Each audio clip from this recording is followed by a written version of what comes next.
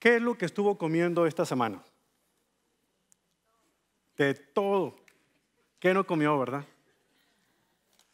Yo creo que esa pregunta es un poquito complicada cuando se hace la semana antes del Día de Acción de Gracias aquí en este país, ¿cierto? Imagínense que alguien le diga, ¿qué estás comiendo? Los días festivos son los peores días para ponernos a dieta y usted lo ha comprobado. No me diga que no. A veces yo he intentado, lo más que puedo, ponerme a dieta justo antes de que empiecen las fechas de Acción de Gracias y Navidad, pero de tanta insistencia hay poca resistencia. Y uno termina cediendo, comiendo hasta lo que uno pensaba que iba a comer. Así es que si alguien nos pregunta en esas fechas, ¿qué es lo que estamos comiendo? La respuesta correcta sería, pregúntame en enero. Pero esa es la pregunta que nuestro estudio implícitamente nos hace el día de hoy. Quiere que consideremos qué estamos comiendo, pero no físicamente, sino espiritualmente. Hoy escuchamos mucho sobre la importancia de una dieta saludable. Escuchamos la frase, usted es lo que come. Y hay mucha verdad en ello. Y muchos en este país consumen demasiada comida chatarra, lo que resulta en muchos problemas de salud graves para el organismo, pero que pueden ser evitables. La mayoría de nosotros podría beneficiarse teniendo en cuenta qué es lo que comemos antes de que lleguemos al restaurante. ¿Sabe? Lo que es cierto físicamente también lo es espiritualmente. Si usted se atiborra de las últimas series de televisión o las películas que están en taquilla cada semana y rara vez abre la Biblia para alimentarse de ella, no le sorprenda si no se siente bien espiritualmente o se siente un poco flojo hablando espiritualmente. Si el consumo espiritual consiste en un devocional por aquí, por allá, azucarado porque está bien digerido, bien diluido, es como comerse una rosquilla en lugar de un alimento sólido. O si su dieta consiste en un sermón cada vez que voy a la iglesia o uno que escucha en la radio mientras manejo, no se sorprenda si se siente un poco aletargado espiritualmente. ¿Sabe por qué? Porque somos lo que comemos. Nadie puede negar la importancia de una buena alimentación. Yo sé que ustedes todos saben desde niños que es importante comer frutas y verduras. Lo saben, de aquí nadie me puede desmentir que eso es saludable. Pero muchas veces no hacemos caso a esas cosas y terminamos embutiéndonos todo lo que podamos, metiéndonos a la barriga toda hamburguesa que queramos y toda comida chatarra que podamos encontrar. Cuando eso sucede, nuestros niveles de energía, nuestra capacidad de pensar y hasta nuestra actitud puede cambiar en base a eso. ¿Por qué? Porque somos lo que comemos. Todos sabemos que una mala alimentación, el alto consumo de azúcares, que no solamente es el azúcar que uno le echa al café o al refresco, sino el alimento que contiene demasiado azúcar, y sobre todo si no acostumbramos a masticar bien lo que comemos.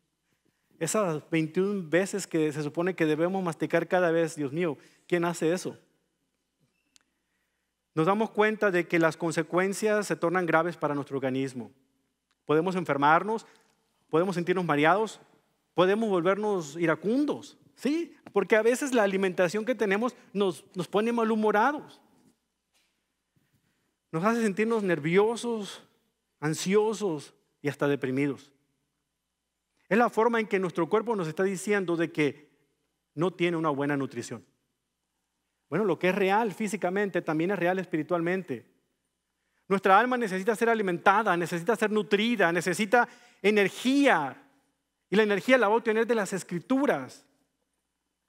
Pero cuando lo hacemos de manera habitual, no una vez a la semana, como acostumbramos a hacer cada vez que nos reunimos como iglesia.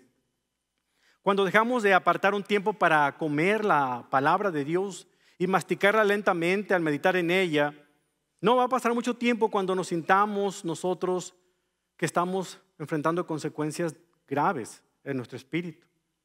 Comenzamos a conducirnos más según la carne en lugar del espíritu. comenzamos a volvernos frívolos, egoístas, menos amables. Reaccionamos de manera impulsiva y a veces impacientemente y con atropellos cuando alguien más hace algo que no nos gusta. Es la forma que nuestro espíritu nos está diciendo que le falta una buena nutrición. ¿Sabe por qué? Porque una salud espiritual óptima requiere una alimentación espiritual óptima. Ese es el mensaje de esta mañana. Ese es el tema principal del mensaje de esta mañana. Porque una salud espiritual óptima requiere un alimento espiritual óptimo. Para asegurarnos de recibir la nutrición que nuestra alma necesita desesperadamente, nosotros necesitamos aprender a preparar el alimento espiritual por nuestra propia cuenta. No me malentienda, es bueno que usted venga a la iglesia, escuche un buen sermón, lo escuche a través de la internet o a través de las redes sociales. Es bueno que usted se nutra con la enseñanza de alguien más. Eso debe motivarnos y entusiasmarnos para que nosotros hagamos nuestro propio alimento espiritual. ¿Qué quiere decir esto? Que estudiemos la Biblia por nuestra cuenta. Otras personas nos darán algunos lineamientos, nos inspirarán a hacerlo, pero nosotros, el trabajo que empleemos preparando nuestro propio alimento espiritual va a dar increíbles resultados. Pero ¿cómo podemos hacer esto? Bueno, primero tenemos que decidir qué queremos comer. ¿A poco no es cierto? Cuando usted va a preparar un alimento o cuando su esposa o su esposo va a preparar un alimento, la primera pregunta que hacen en la casa es: ¿qué quieres comer? Bueno, espiritualmente también tenemos que decidir qué vamos a comer. Y después tenemos que preparar adecuadamente esa comida. Todo lo que vamos a estar viendo en esta serie de estudios que comenzó hace una semana nos habla de encontrar el alimento, nos habla de preparar el alimento y finalmente de poder servir el alimento espiritual. Por eso también tenemos que hacer una analogía de la cocina, de un buen chef. Un buen chef, por ejemplo, no agarra los ingredientes y los arroja todos en una cazuela a ver qué sale. Yo a veces le digo a mi esposa: ¿sabes qué? Voy a preparar una sopa a la Aarón. ¿Usted sabe cuál es esa? ¿Usted sabe quién fue Aarón, el hermano de Moisés? ¿Usted sabe cuál fue la frase que le respondió a Moisés cuando le dijo: ¿por qué hiciste ese becerro de oro? Y dijo: el pueblo me trajo sus cosas, yo aventé todo al fuego y eso fue lo que salió. Bueno, así es la sopa al Aarón. Agarra lo que hay en el refri, lo avienta a la cazuela y eso es lo que salió. A veces le pego, a veces no. No, ningún buen chef cocina de esa manera. No lanza al azar los ingredientes, sino que estudia cuidadosamente cuál es el ingrediente que va a utilizar y cuál es la óptima calidad de ese ingrediente. Porque sabe que no solamente es conveniente preparar una comida que se vea deliciosa a la vista, sino también deliciosa al paladar. Es muy probable que quienes prueben un alimento que está bien presentado, pero bien sabroso, quieran volver a disfrutarlo de nuevo. Eso nos sucede también con las Escrituras.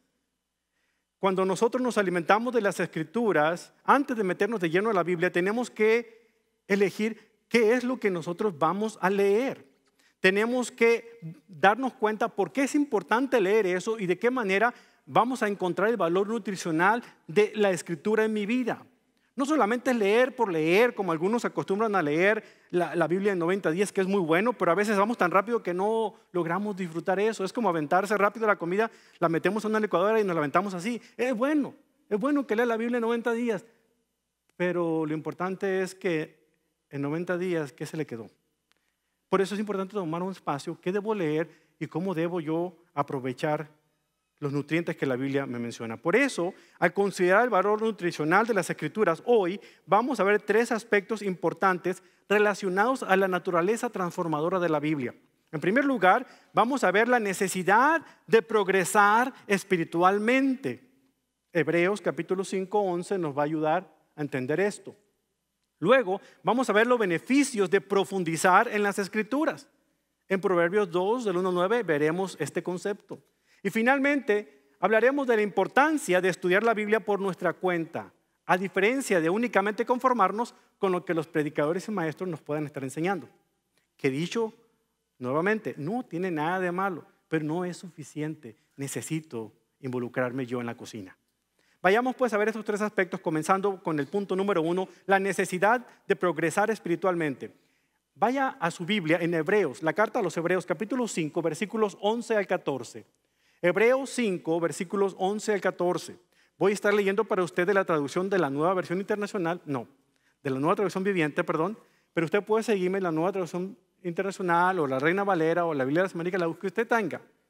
Pero vayamos pues a Hebreos capítulo 5, versículos 11 al 14. Si no encuentra Hebreos, entonces usted es una de las personas a las cuales quiero dirigirme esta mañana con este mensaje. Porque significa que no he logrado entender cómo está construida la Biblia o cómo está constituida la cocina para meterme a cocinar. Así es que Hebreos está casi al final de la Biblia, ya antes del Apocalipsis, antes de Judas, antes, por ahí cerquita. Hebreos capítulo 5, versículo 11. Mientras usted busca Hebreos o le pide a su compañero que le diga dónde está Hebreos, quiero decirle lo siguiente.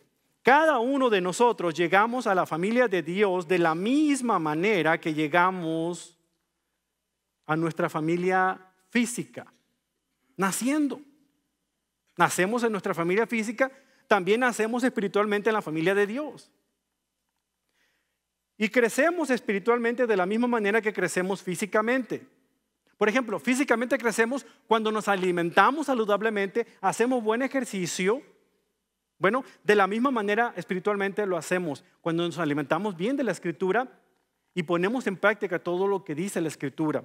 Eso es lo que nos hace a nosotros crecer espiritualmente hasta llegar a la madurez. Sin embargo, siempre hay cosas que nos distraen el camino, que no nos permiten crecer como quisiéramos. Son distracciones que se presentan y eso es precisamente lo que el escritor de Hebreos está tratando al finalizar el capítulo número 5, cuando está hablando en una manera frustrada por la manera en cómo los lectores de él, hebreos, muchos de ellos que se decían cristianos, habían comenzado a dejar la fe cristiana para volver a sus antiguas prácticas del judaísmo. Está dirigiéndose a ellos, pero podemos aplicar muy bien estos principios, no únicamente para los que son inconversos, pero para aquellos cristianos que se han quedado sin crecer, se han quedado enanos espiritualmente.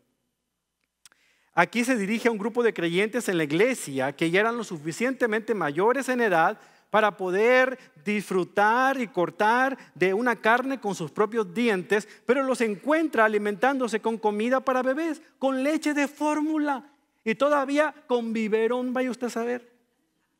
El escritor estaba a punto de comenzar su explicación sobre el sacerdocio de Cristo según el orden de Melquisedec. Era un tema profundo, importante, pero hace una pausa porque no está seguro que los lectores de él van a entender lo que él trata de explicarles. Es como si yo hoy día les dijera, hermanos, voy a enseñarles hoy acerca del orden sacerdotal de Cristo según la orden de Melquisedec. ¿Y a mí qué? Así se sintieron, igualito que usted, los lectores de esta carta. ¿Qué tiene que ver con esto? Por eso el autor se detiene un poquito y les explica un poco frustrado lo siguiente en el versículo 11, Hebreos 5, versículo 11.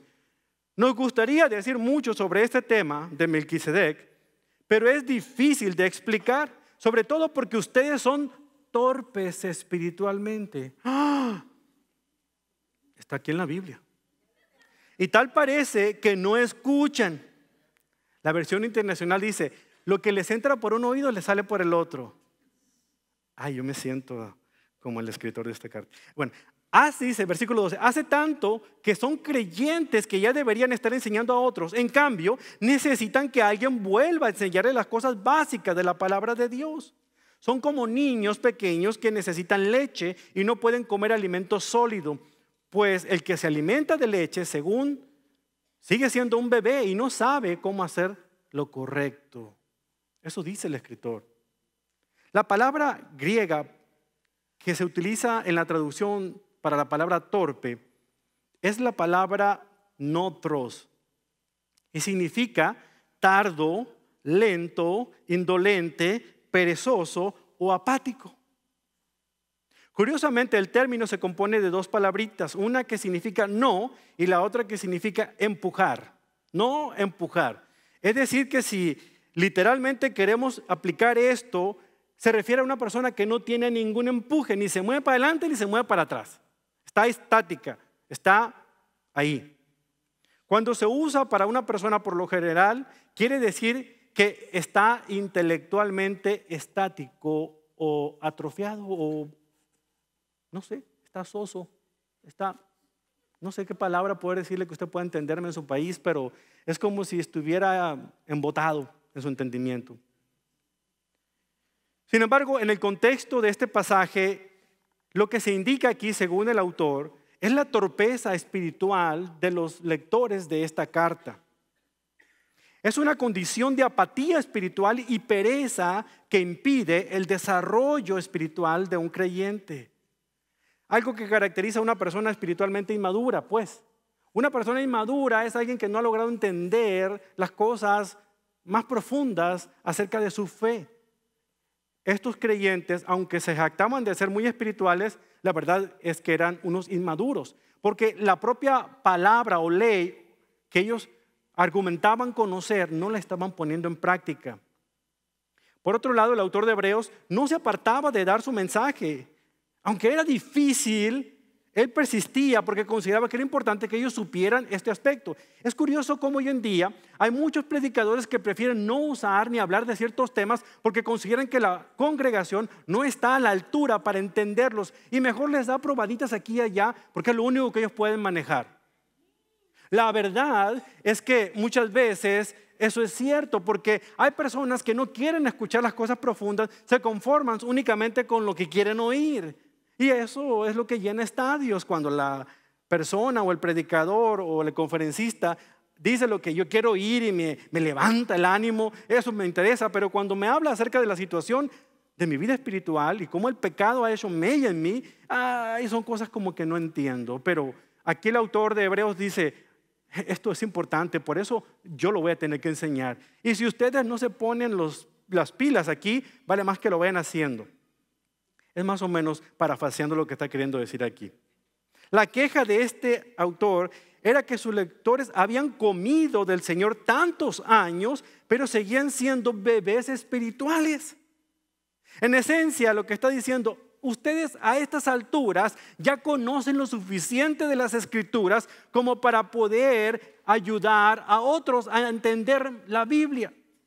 Ustedes ya podrían ser buenos maestros. Y no es que diga que todos deben ser buenos maestros, porque hay personas que no tienen el don de la enseñanza, pero todos pueden compartir acerca de lo que han conocido de las Escrituras. Todos tenemos la capacidad de compartir lo que hemos aprendido. Es a esto lo que se refiere él.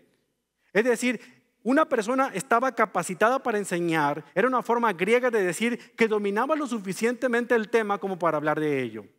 Sin embargo, aquí el escritor utiliza una palabra bien interesante para referirse a las cosas básicas, y es la palabra estoigeia. Esas son las palabras básicas del Evangelio, elementos rudimentarios del Evangelio. Lo único necesario, lo primero que usted tiene que hacer. Por ejemplo, ¿qué significa esta palabra? Tiene varias funciones. En gramática sería aprender las letras del alfabeto, A, B, C, D, antes de comenzar a escribir. Eso era lo básico. Eso era una estoigeia. En física se refiere a los 4 elementos que constituyen el mundo natural: aire, agua, tierra y fuego. En geometría son los elementos básicos como el punto y la raya. Y en la filosofía son los primeros principios elementales con los cuales comienza un estudiante. Así de sencillo. Es como cuando queremos compartir del Evangelio y vamos por las 4 leyes espirituales o le llevamos por el camino a Romanos y le explicamos 2 o 3 cositas. Y es lo primero que enseñamos, pero hasta ahí esta gente que estaba escuchando a este autor de Hebreos se quedó estancada. Ya no crecía más. Era lo único y lo repetían una y otra vez. Era todo lo que sabían. Pocas palabras, estas personas estaban conformes con el conocimiento elemental y no estaban queriendo profundizar más. Por eso es que los está exhortando aquí el autor de Hebreos a que sigan adelante. Vamos a hacer una pausa para sacar de aquí 2 enseñanzas fundamentales. Primero, ¿cuáles son los síntomas de la inmadurez espiritual? Y después, ¿cuáles son las señales de madurez espiritual? Y quiero que usted mentalmente se mida para que sepa dónde usted se encuentra en este momento. Primer síntoma de inmadurez espiritual. ¿Qué es inmadurez? La inmadurez de la gente a la cual el autor se dirige es personas que de las cuales se duda que tienen capacidad para apreciar la enseñanza que Él les trata de dar. Por ejemplo, el sacerdocio de Cristo según Melquisedec era un tema profundo y consideraba que ellos eran muy inmaduros todavía para escuchar de estas cosas. A veces nosotros nos referimos a un cristiano inmaduro cuando estamos en las clases y somos muy básicos. Hay personas que se sienten muy sabelotodas, ¿verdad? Y no quieren ir a un estudio bíblico porque, yo ya me sé eso. Cuando realmente yo debiera estar emocionado por estar recordando algunas cosas que me permiten a mí a reforzar lo que ya sé y prepararme para las cosas profundas que vienen. Aquí una señal de inmadurez es pereza para profundizar en las Escrituras. Pereza para profundizar en las Escrituras, y la encontramos precisamente en el versículo 11 que ya les acabo de leer. La inmadurez de la gente a la cual se dirige este autor fue lo que hizo que dudara de su capacidad para entender este tema tan importante. Para tales personas, la exposición del servicio sumo sacerdotal de Cristo, con la conclusión de que el orden antiguo del sacerdocio y los sacrificios habían sido abolidos una vez y para siempre, era inaceptable para ellos. Estos judíos estaban tan compenetrados con sus tradiciones que, aunque sabían que lo que estaban aprendiendo era verdad, se resistían a creerla porque no querían soltar sus tradiciones.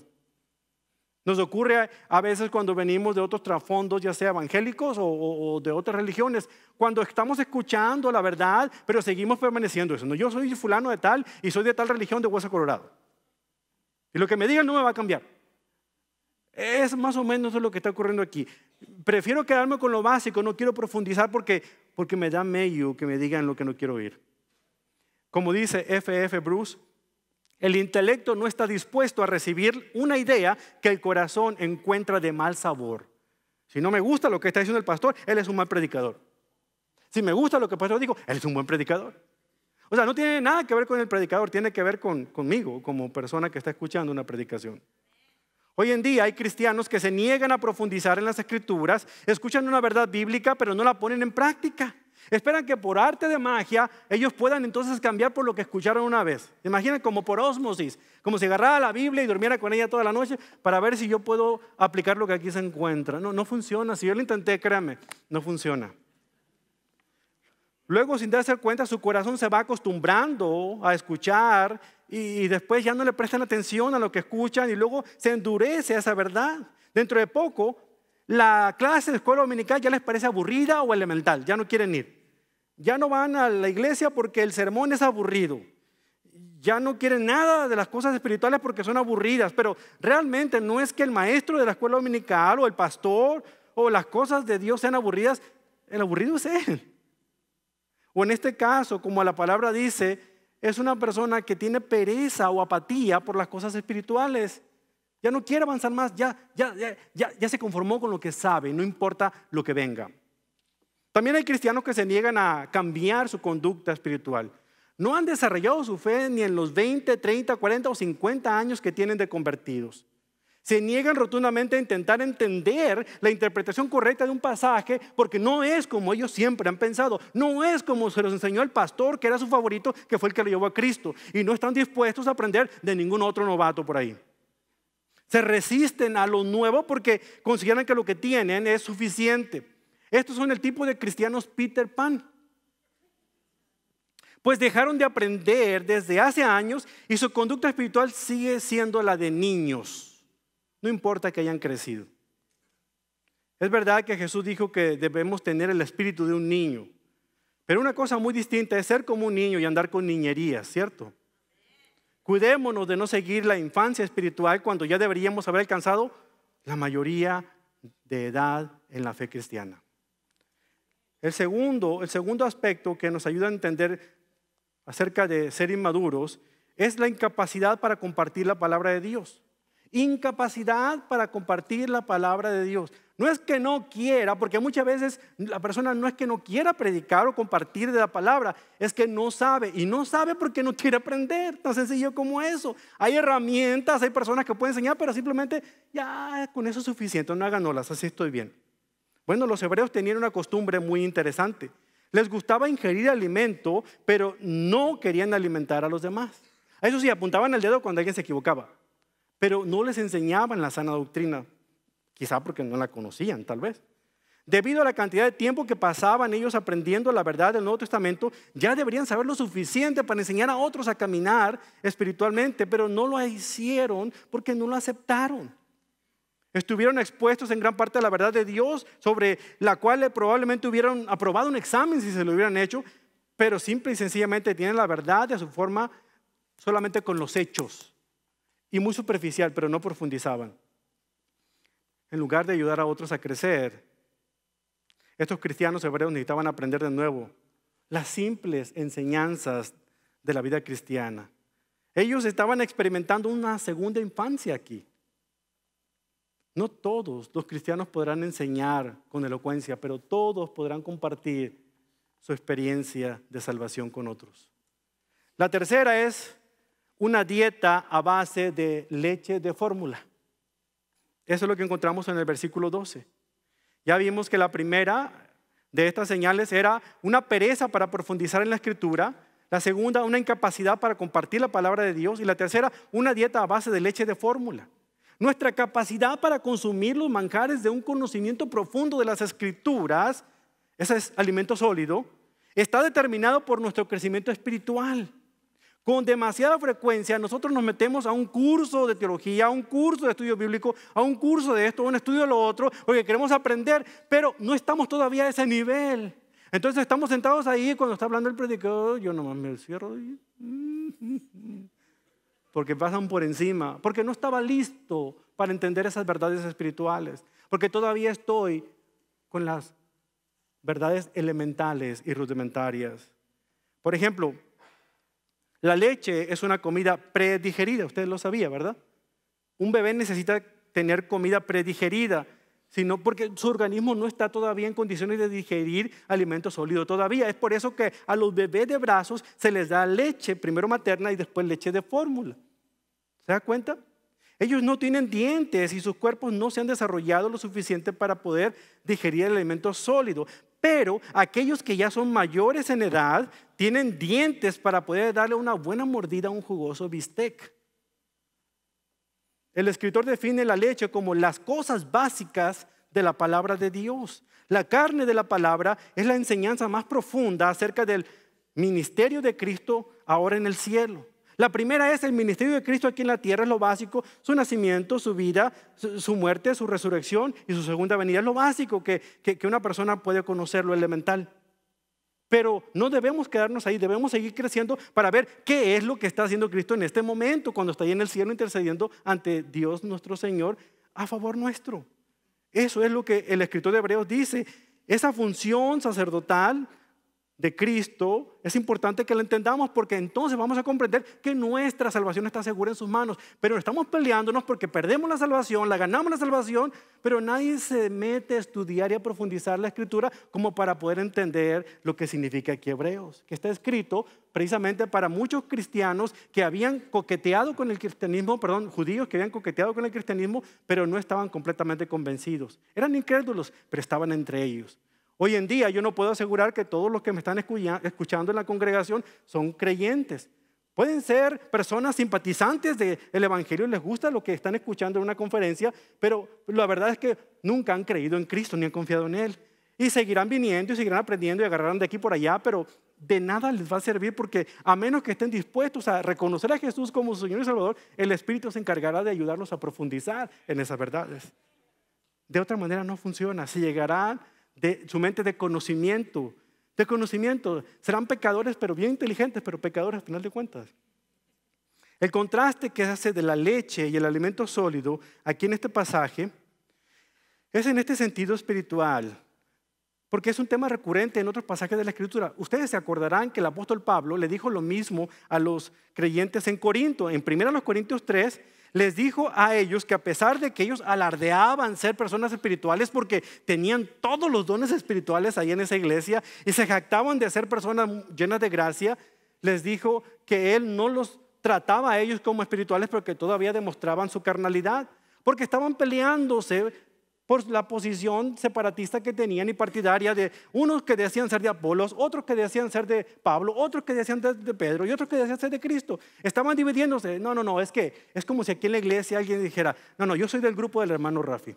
A mí no me lo toquen. No, yo soy del hermano Ignacio, aquí calmado. ¿Y qué me queda a mí? Bueno, mejor les sigo, ya.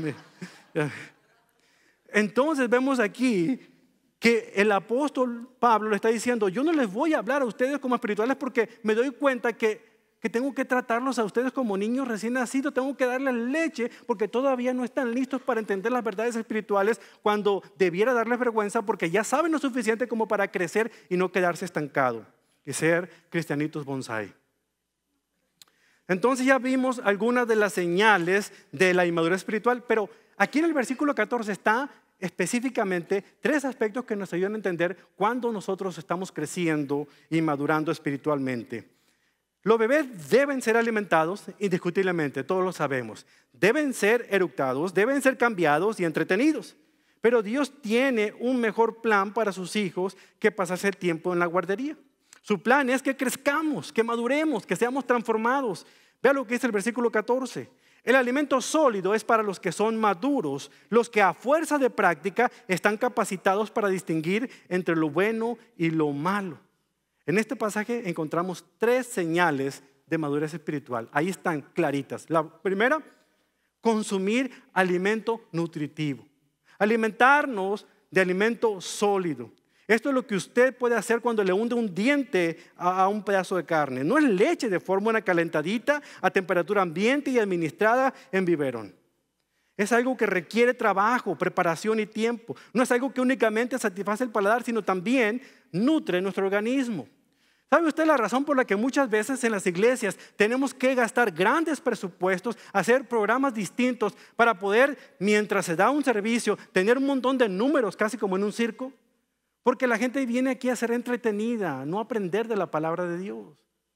Porque realmente si no le ponemos un videíto, si no le ponemos una presentación, si el grupo de alabanza no canta de una manera, si no levanta las manos, si no hace barullo acá, en algunos lugares si no ponen luces y humo y obras de teatro y todo lo demás, la gente se va diciendo, ay, no está el Espíritu de Dios.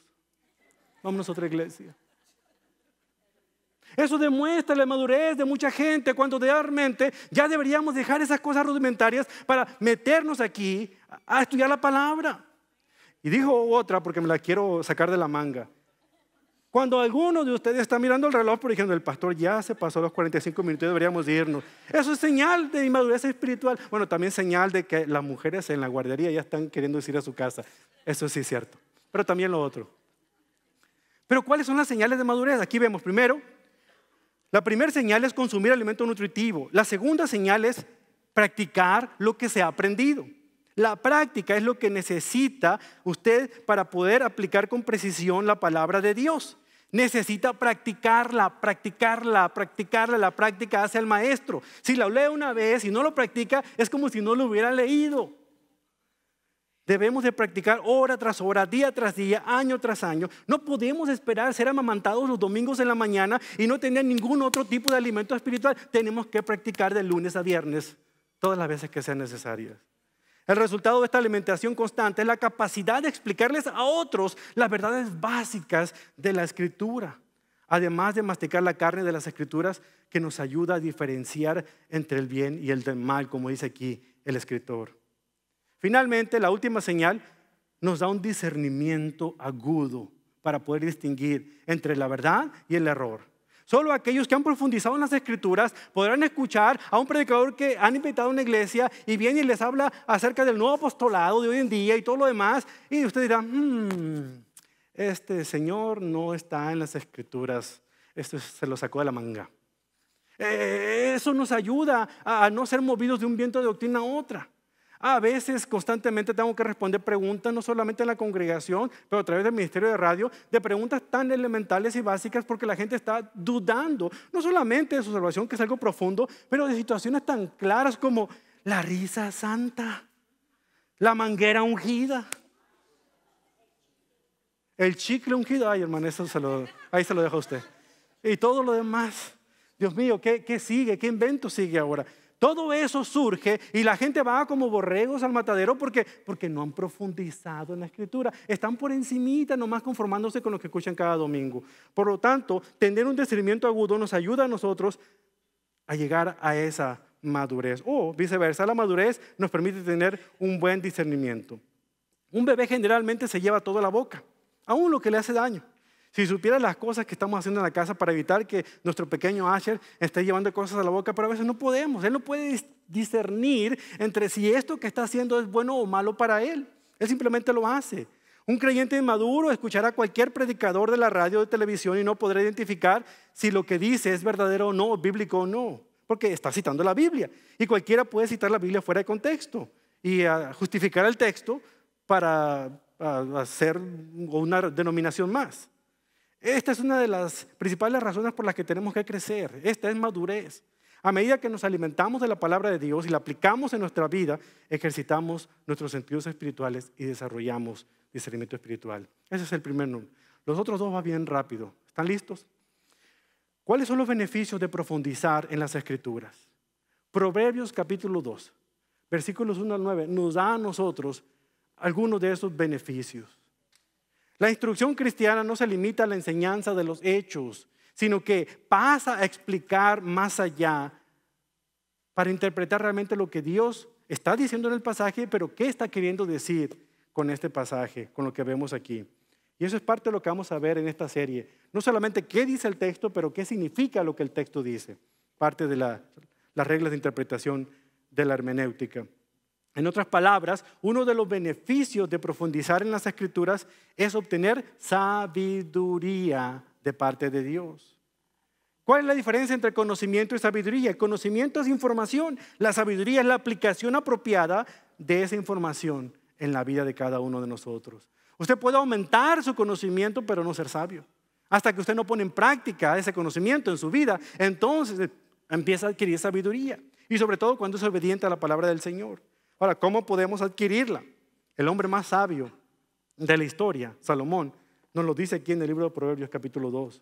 Nos habla de dos aspectos. Uno, nos dice que la sabiduría es un regalo de Dios y nos viene a nosotros como resultado de una búsqueda incesante. Tenemos que buscar esa sabiduría de parte de Dios. Salomón nos dice aquí en Proverbios 2, del 1 al 9, y podemos dividir este salmo rápidamente en tres partes. Primero, las condiciones. En segundo lugar, vamos a ver la recompensa. Y en tercer lugar, vamos a ver los beneficios de la sabiduría. Aquí en el versículo 1 encontramos las primeras condiciones para aquel que busca desesperadamente. La disciplina de estudiar la palabra escrita. Hijo mío, presta atención a lo que digo y atesora mis mandamientos. Los dichos, los mandamientos que aparecen aquí en este proverbio se refieren a la palabra de Dios. Y para manejarla correctamente en nuestro estudio de ella, debemos hacer dos cosas. Primero que nada, debemos tener una actitud correcta hacia la palabra de Dios. Es decir, nuestra actitud hacia la Biblia prácticamente nos determina todo lo que hacemos nosotros en la vida cristiana. O sea, nuestra actitud hacia la Biblia, la palabra de Dios, determina cómo estamos viviendo la vida cristiana. Si no la leemos, no pretendamos que nosotros somos muy buenos espirituales, porque hay una conexión directa entre crecer espiritualmente con alimentarse de la palabra. En segundo lugar, debemos saturar nuestra mente con la palabra de Dios. Hace algún tiempo, Dios le dijo al profeta Oseas lo siguiente: mi pueblo está siendo destruido porque no me conoce. Otras versiones dicen porque le falta conocimiento. Los israelitas se habían olvidado de guardar la ley en sus corazones y estaban muriendo de hambre espiritualmente hablando.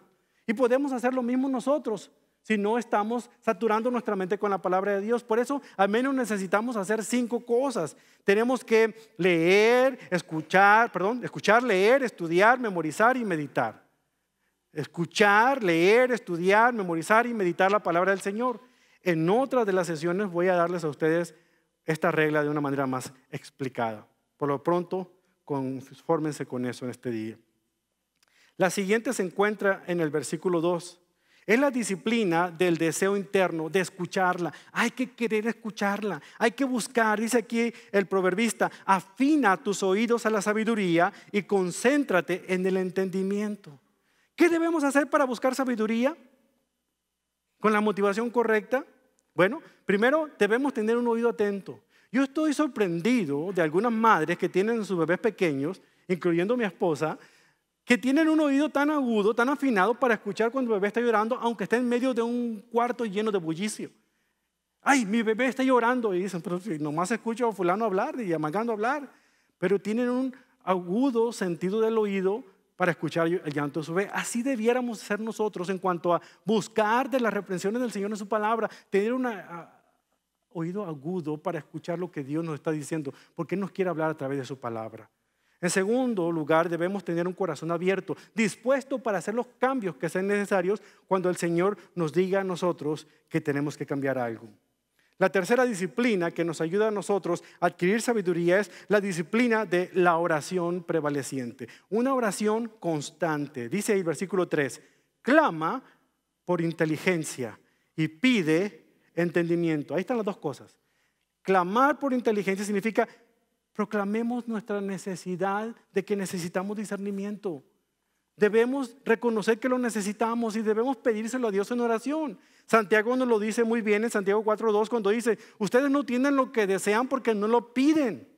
Pidámosle a Dios que nos dé discernimiento. Todos quisieran tener discernimiento, todos desean discernimiento, pero ¿cuántos realmente le están pidiendo a Dios que le dé discernimiento? En segundo lugar, pidamos entendimiento.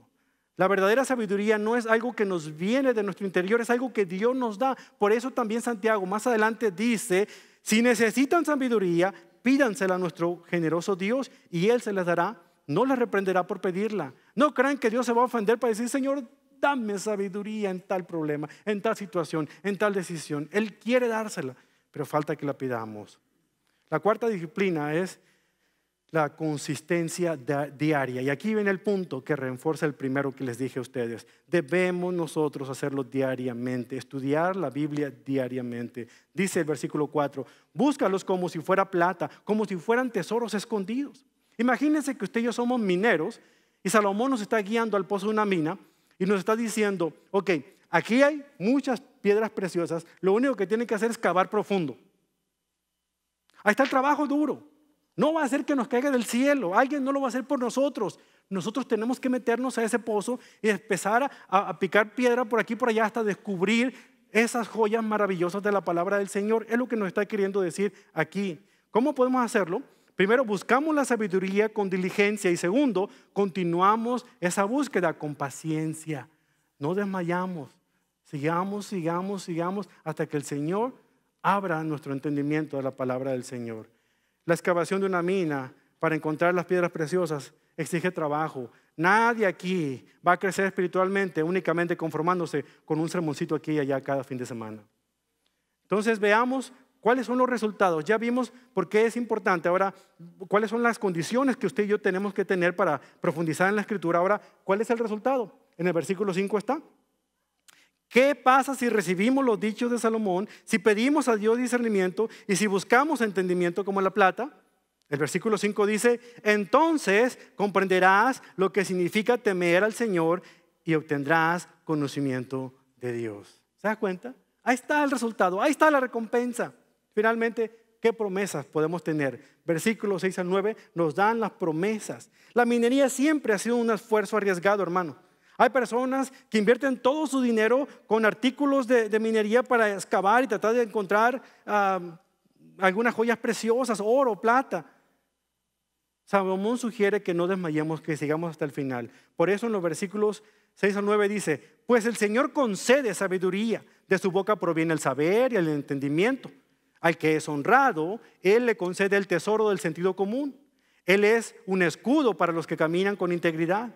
Él cuida la senda de los justos y protege a los que son fieles. Entonces comprenderás lo que es correcto, justo, imparcial y encontrarás buen camino, el buen camino que debes seguir.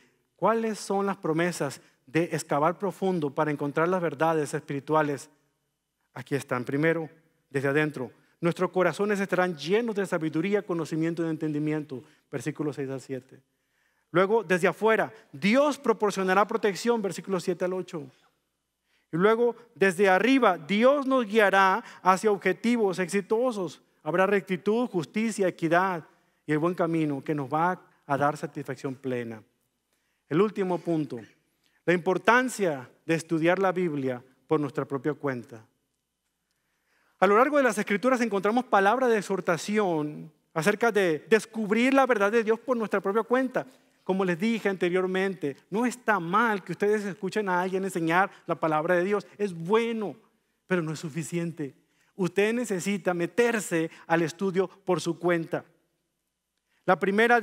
¿Por qué? Hay dos razones. La primera de ellas la encontramos en primera de Pedro, capítulo 3, versículo 13 al 15. Para dar una buena explicación, una explicación razonable e inteligente de la esperanza que tenemos nosotros en Cristo. Para dar una explicación razonable e inteligente de la esperanza que tenemos en Cristo. Pedro, el anciano pescador convertido ahora en apóstol, escribió de la importancia no solamente de tener fe en Dios, sino también de saber por qué creemos lo que creemos. Es importante no solamente que crea usted en Dios, sino por qué cree lo que cree. Vea lo que dice en 1 Pedro 3:13. Ahora bien, quienes querrán hacerle daño a ustedes, perdón, nuevamente. Ahora bien, ¿quién querrá hacerles daño si ustedes están deseosos de hacer el bien? Pero aun si sufren por hacer lo correcto, Dios va a recompensarlos. Así que no se preocupen ni tengan miedo de las amenazas. En cambio, adoren a Cristo como el Señor de su vida. Si alguien les pregunta acerca de la esperanza que tienen como creyentes, estén siempre preparados para dar explicación. La palabra explicación es clave, márquela en su Biblia. Los destinatarios de la carta de Pedro estaban sufriendo por hacer lo bueno. Estaban sufriendo por la causa de Cristo. Estaban sufriendo persecución. Estaban destruyendo sus hogares. Estaban de alguna otra manera buscando matarlos solamente por haber predicado la palabra. Era injusticia lo que ellos estaban sufriendo. Pedro les escribió esta carta para alentarlos, para que no se intimidaran ni tuvieran temor por la creciente ola de persecución. Curiosamente, en medio de las palabras de aliento, Pedro les exhorta a estar preparados para presentar defensa. Y ahí está la palabra explicación. Porque la palabra griega es apología, de donde sacamos la palabra apologética, que es una defensa de nuestra fe. No para defendernos de otros, sino para estar seguros de explicarles a los demás por qué lo que creemos es la verdad de Dios. Eso es una apología, esa es hacer apologética en todo esto. Entonces, es como si le agregáramos estas palabras al versículo. Si alguien les pregunta acerca de la esperanza que tienen como creyentes, estén siempre preparados para una justificación formal, para plantear una defensa, para presentar apologética de su fe. Entonces, ¿por qué es importante presentar defensa de la verdad que hemos creído? Aquí le van algunas de ellas. Primero, la fe razonable tiene sustancia. Las personas que no conocen a Dios dependen de las emociones, dependen de la tradición y de la opinión de los demás. Todas esas fuentes carecen de sustancia. Solamente quienes estamos anclados a Dios, a la verdad de Dios, tenemos sustancia y podemos nosotros hacer que nuestra fe esté sustentada, porque tiene sustancia. Ahora comprenderá que si el día de mañana nos ocurre una tragedia, un ser querido fallece, se nos acaba todo nuestro trabajo o perdemos todas nuestras posesiones, seguimos adelante porque nuestra fe tiene sustancia, no la de aquellos que basan todo en las emociones. Por eso es bien peligroso nomás confiar en las emociones. La segunda razón es porque la fe razonable nos estabiliza durante periodos de prueba. Lo acabo de decir.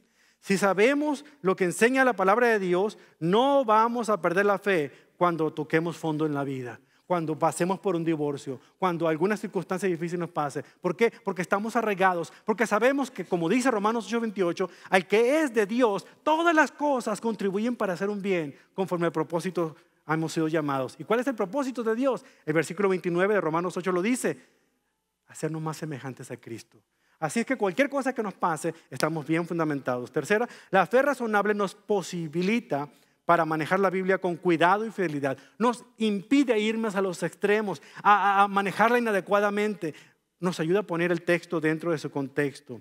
Número 4, la fe razonable nos capacita para detectar y confrontar el error. ¿Por qué? Cuando estamos fundamentados en la verdad, cuando tenemos la fe razonable, la fe verdadera, podrán decirnos 1000 cosas las sectas que lleguen a tocar a la puerta de nuestra casa, pero a nosotros no nos van a conmover.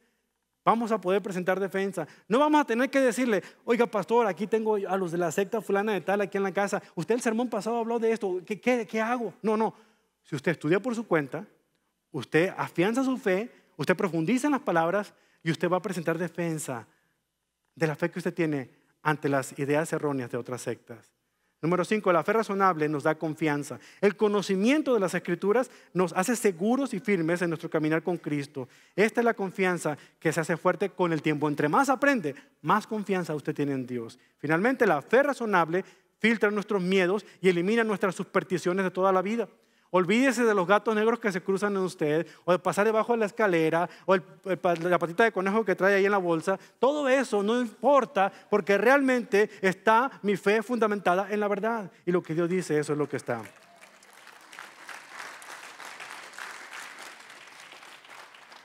Termino con la segunda razón por la cual debemos estudiar la Biblia por nuestra cuenta. Mantenerse firmes en la fe durante los tiempos difíciles que vivimos. Mantenernos firmes en la fe durante los tiempos difíciles que vivimos. Pablo le respondió a Timoteo estas palabras. Le dijo a Timoteo estas palabras en la primera carta a Timoteo capítulo 4, versículos 1 al 6. Ahora bien, el Espíritu Santo nos dice claramente que en los últimos tiempos, y son los que estamos usted y yo viviendo ahora, algunos se apartarán de la fe verdadera. La palabra griega es apostatarán, apostasía. Estas personas son hipócritas y mentirosas y tienen muerta la conciencia. Dirán que está mal casarse y que está mal comer determinados alimentos, pero Dios creó esos alimentos para que los coman con gratitud las personas fieles que conocen la verdad. Ya que todo lo que Dios creó es bueno, no deberíamos rechazar nada, sino recibirlo con gratitud. Así que eso de no comer pescado en la cuaresma, carne en la cuaresma es idea humana, no está aquí en la Escritura. Con el permiso de ustedes me echaré un buen cabrito asado. Pues sabemos que se hace aceptable por la palabra de Dios y la oración. Versículo 6. Timoteo, si tú les explicas estas cosas a los hermanos, serás un digno siervo de Cristo Jesús, bien alimentado con el mensaje de fe y la buena enseñanza que has seguido. Cuando las Escrituras nos están diciendo aquí que el Espíritu nos dice claramente, es porque esto que estamos leyendo es verdad. ¿Por qué otro motivo Pablo utilizaría este término? El pasaje sigue diciendo, en los últimos días algunos se apartarán, apostatarán de la fe. Eran creyentes, pero ahora ya no son. Se van por el pretexto de que algún hermano, alguna hermana, pero realmente nunca confiaron, sino jamás se hubieran apartado de la fe. Porque nadie los podrá separar del amor de Dios. Cuando lleguen tiempos difíciles, algunos saldrán corriendo. Eso me hace recordar mucho lo que pasó en una ocasión en un pueblo allá en el sur de México, cuando llegaron unos hombres con unas metralletas a una iglesia muy pequeña empilada allá en la sierra. Entonces llegaron el domingo en la mañana, estaba el culto, ya había comenzado y el pastor iba a predicar. Y antes de predicar entraron esos hombres armados, se pusieron enfrente y sacaron acá sus metralletas y se pusieron enfrente de todos. La gente se quedó atemorizada diciendo, ¿qué está pasando? O sea, al que esté dispuesto a morir por su fe en este momento, que se ponga de pie para quebrarlo en este instante. Antes de que terminara de hablar, ¡pum!, se quedó vacía. Quedaron como 3 personas en las bancas. Entonces, cuando eso pasó, voltea el hombre y le dice al predicador, ahora sí, pastor, pueden empezar, ya se fueron los hipócritas. Hay personas que cuando ven las cosas difíciles van a ser capaces de negar su fe. Yo no quiero estar en los zapatos de aquellos que creen que van a pasar el periodo de tribulación. Cuando realmente empiecen a torturar a sus familiares para que ellos renieguen de Cristo. Afortunadamente, si ustedes los que creen en el rapto antes de, ustedes y yo vamos a estar gozosos con nuestro Señor. Pero dichosos malamente aquellos que pasan por la tribulación. Pero qué terrible sería que tuviéramos que apostatar de nuestra fe simplemente porque la situación te ha tornado difícil y conflictiva en nuestras vidas. El Espíritu nos advierte explícitamente sobre tales personas en el versículo 3. Dirán que está mal casarse y que está mal comer determinados alimentos. ¿Cuántos no hemos escuchado estas cosas? ¿Cómo voy a salir de esta situación? Refutando a estos engañadores con la verdad de la palabra del Señor. Pero dice aquí, Dios creó los alimentos para que los comamos con gratitud, porque somos personas que hemos puesto nuestra fe en Cristo Jesús y conocemos la verdad. Así es que, ¿qué tan tranquilos podemos estar en medio de tiempos tan difíciles y angustiantes? Pablo está tranquilo porque sabía que estaba parado en la fe firme que él estaba predicando. De hecho, Pablo ayuda a todos los ministros del Evangelio a través de las palabras que le dice a Timoteo. A ti, Timoteo, a ti, pastor, a ti, maestro de escuela dominical, a ti, líder de grupo en casa. Si les explicas estas cosas a los hermanos, serás un digno siervo de Cristo Jesús. Y sigue diciéndole a Timoteo, bien alimentado con el mensaje de fe y de la buena doctrina que tú has seguido. ¿No es este un consejo maravilloso? Es cierto. Estas palabras son la descripción de la tarea divina que tiene todo verdadero ministro del Evangelio. Nosotros tenemos que alimentarnos constantemente del libro de Dios. Cuando más trabajemos en la obra de Dios, más necesidad tendremos de ser alimentados. Aquí usted no viene a servir y servir por servir. Aquí viene a servir, pero usted se alimenta de la palabra de Dios para que su servicio entonces valga la pena para Dios. De otra manera, aquí venimos a ser entretenidos. Lo principal es que solo entonces podremos vivir la verdad de Dios en la práctica y haremos de nosotros personas que no son solamente oidoras, sino hacedoras de la palabra. Entonces, ¿dónde usted está en este proceso? ¿Dónde está usted parado en esta situación? ¿Está usted alimentándose bien? ¿Qué está comiendo espiritualmente hablando? ¿Está alimentándose de la Escritura o está alimentándose de donas y comida chatarra por ahí con los cursillos que se avienta usted ahí en la internet o escuchando a 1000 predicadores por hora o simple y sencillamente viendo todas las telenovelas que le encanta ver? Ahí no va a aprender teología. De hecho, va a aprender lo contrario a lo que es teología, quizá. Espero que usted se esté alimentando de la sana doctrina. ¿Cómo lo podemos hacer? Si usted sigue viniendo a los siguientes mensajes de esta serie, la siguiente ocasión yo le voy a mostrar dónde usted puede empezar a estudiar por su cuenta, a preparar alimento espiritual por su cuenta. Le dejo en las palabras de C.S. Lewis que habla acerca de las situaciones que estamos viviendo. Dice C.S. Lewis: si el mundo entero fuera cristiano, no importaría que fuera iletrado, pero tal y como están las cosas, la vida cultural existirá fuera de la iglesia, independientemente si dentro existe o no. Ser ignorante, espiritualmente hablando, ahora, o no ser capaz de hacer frente a los enemigos en su propio terreno, sería arrojar nuestras armas o traicionar a nuestros compañeros iletrados que no tienen ante Dios otra defensa salvo nuestros propios ataques intelectuales de los paganos. La buena filosofía debe existir, aunque no fuera más que por la mala filosofía que necesita ser respondida. El frío intelecto debe trabajar no solo en contra del frío intelecto del otro, sino contra los confusos misticismos de los paganos que niegan el intelecto por completo. Pero posiblemente lo que más necesitamos por encima de todo es un conocimiento íntimo del pasado, de lo que el Antiguo Testamento nos confirma en el Nuevo. Necesitamos alimentarnos de la palabra de Dios. La Biblia está llena de una cantidad increíble de nutrientes. ¿Los conoce usted? Le invito a conocerles. Aliméntese de las Sagradas Escrituras. Oremos. Señor, sabemos que una salud espiritual óptima requiere una alimentación espiritual óptima. Es por eso que llega el momento en que todos nos metamos a la cocina y comencemos a cocinar el alimento espiritual que verdaderamente nutre. Ayúdenos a comprender que su palabra, bendito Dios, su palabra es